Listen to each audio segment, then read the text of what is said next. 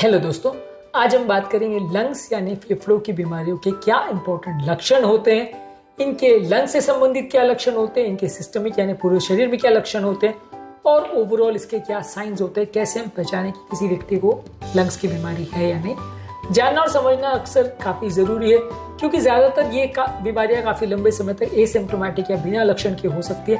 इसलिए छोटी मोटी साइंस और सिम्टम्स को यदि हम पहचानते हैं तो बीमारी को जल्दी डायग्नोज कर सकते हैं और किसी भी बीमारी में जल्दी डायग्नोसिस मतलब जल्दी और ज्यादा अप्रोप्रिएट ट्रीटमेंट होता है। टॉपिक बहुत ही इंपॉर्टेंट है हर उस व्यक्ति के लिए जिसको कोई भी लंग संबंधित सिम्टम्स है, चाहे वो सिंपल खांसी हो या सांस की तकलीफ हो या छाती में दर्द हो। हर उस व्यक्ति को इस वीडियो को जरूर देखना चाहिए। टॉपिक पर जाने से पहले जो लोग हमारे चैनल पर नए हैं उन्हें रिक्वेस्ट करूंगा चैनल को सब्सक्राइब करें, वीडियोस को लाइक करें, शेयर करें, फॉलो करें, कमेंट करें, पूरा देखें। टॉपिक के हर एक पॉइंट का हम शॉर्ट में एक्सप्लेनेशन भी देते चलेंगे। इससे पहले हम बात करें रेस्पिरेटरी सिम्टम्स पे, फिर सिस्टमिक सिम्टम्स पे, फिर बाकी ओवरऑल बॉडी के साइंस पर हम बात करेंगे। इसलिए इस वीडियो को जरूर एंड तक देखिएगा। तो विदाउट वेस्टिंग एनी टाइम चलिए शुरू करते हैं वीडियो।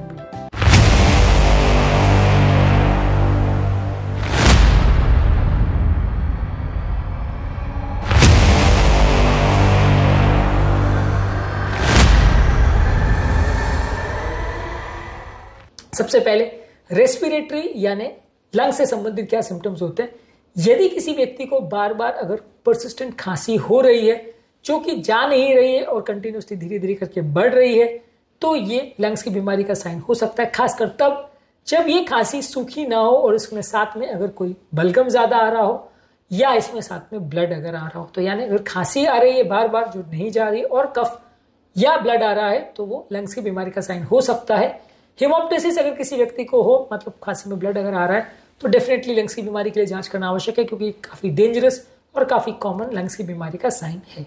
इसके अलावा यदि किसी व्यक्ति को अगर श्वास की तकलीफ हो रही है यानी फिजिकल एक्सर्शन या कोई काम करने पर अगर उसको श्वास का तकलीफ हो रहा है जो कि उसकी दिन भर की एक्टिविटी के साथ इंटरफियर करता है, बहुत थोड़ा अगर ब्रेथलेसनेस हो रहा है तो उसके बहुत सारे कारण हो सकते हैं, लेकिन अगर ज्यादा ब्रेथलेसनेस या सांस का तकलीफ हो रहा है तो डेफिनेटली उसको लंग्स की बीमारी के लिए जांच करना आवश्यक है।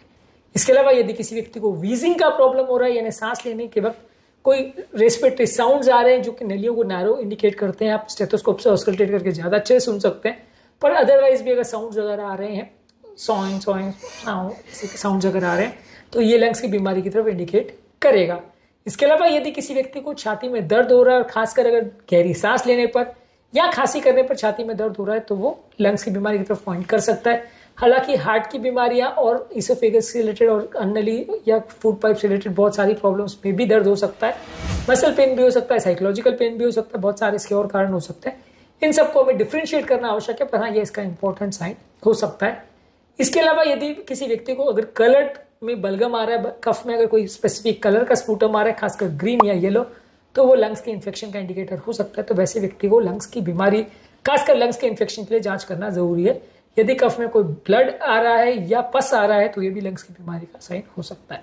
सिस्टमिक सिम्टम्स में यानी पूरे शरीर के सिम्टम्स में व्यक्ति को बहुत ज्यादा कमजोरी या सुस्ती होगी और रेस्ट लेने के बावजूद भी कमजोरी सुस्ती अगर नहीं जा रही है तो वो लंग्स की बीमारी का इंडिकेटर हो सकता है।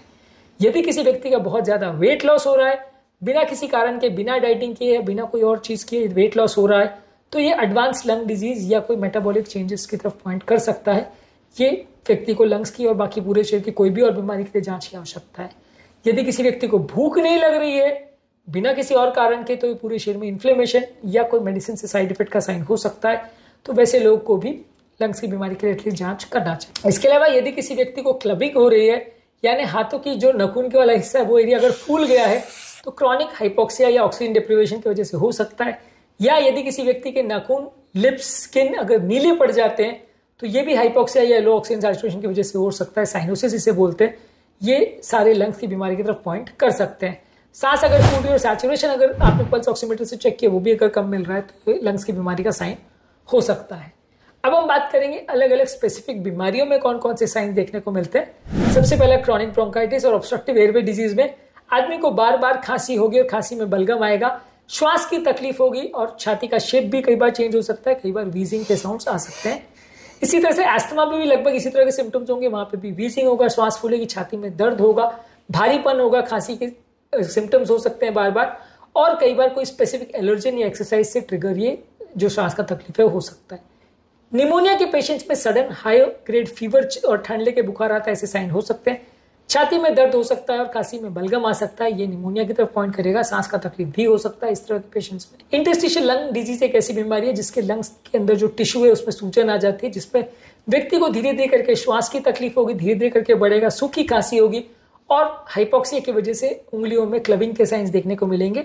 ज्यादातर किसी एनवायरमेंटल एक्सपोजर या ऑटो इम्यून डिजीज की वजह से होता है। इसके अलावा लंग कैंसर में ज्यादातर व्यक्तियों को खांसी होगी, श्वास फूलेगी, छाती में दर्द होगा, खांसी में ब्लड आएगा, इस तरह के सिम्टम्स हो सकते हैं। किस स्टेज का कैंसर और कहां पे कैंसर है उस पर हिसाब से सिम्टम्स चेंज होंगे।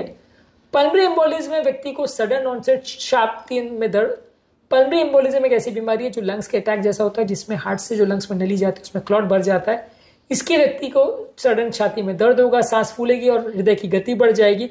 यदि किसी व्यक्ति की ऐसी कोई हिस्ट्री है कि वो रिसेंटली बेड रिडन रहा है या पाँव में क्लॉटिंग वगैरह हुआ है या किसी व्यक्ति को कैंसर या प्रेगनेंसी, तो इस तरह की प्रॉब्लम्स हो सकते हैं। कुछ ऑक्यूपेशनल लंग डिजीज जैसे सिलिकोसिस और एस्बेस्टोसिस में भी व्यक्ति को लंग्स की बीमारियां हो सकती है।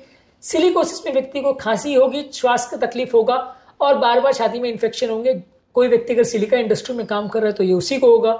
उसी तरह से एस्बेस्टोसिस में कोई व्यक्ति एस्बेस्टोस इंडस्ट्री में काम कर रहे तो उसको होगा, या आसपास कोई इसकी फैक्ट्री है तो हो सकता है। इसमें भी व्यक्ति को श्वास फूलेगी, खांसी होगी, छाती में दर्द होगा या भारीपन होगा, इस तरह के लक्षण देखने को मिल सकते हैं।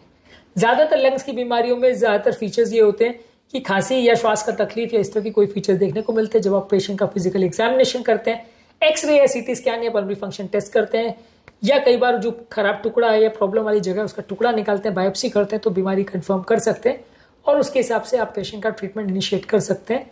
लंग्स की बीमारी एक सिंगल एंटाइटी नहीं है, इसमें बहुत सारे तरह के प्रॉब्लम्स आते हैं। हर एक तरह की बीमारी का अलग अलग ट्रीटमेंट है, इसलिए इसके लक्षणों को और इसके ओवरऑल साइन सिम्टम्स और मैनेजमेंट्स को समझना थोड़ा आवश्यक है। अलग अलग वीडियोस में हमने ये सारी चीज़ों के बारे में डिस्कस किया है। आज के टॉपिक में हमने बात करी लंग्स की बीमारियों के क्या लक्षण होते हैं इसके बारे में। उम्मीद करूंगा कि आज के टॉपिक में कुछ नया जानने को मिला होगा। इसके अलावा लंग्स की बीमारी संबंधित और भी हमने बहुत सारे वीडियोस किए, खासकर asthma, pneumonia, obstructive airway disease या एलर्जी संबंधित सारे वीडियोस को जरूर चेकआउट करें। टॉपिक एंड करने से पहले जो लोग हमारे चैनल पर नए हैं उन्हें रिक्वेस्ट करूंगा कि चैनल को सब्सक्राइब करें, वीडियोस को लाइक करें, शेयर करें, फॉलो करें, कमेंट करें, पूरा देखिए। Thank you.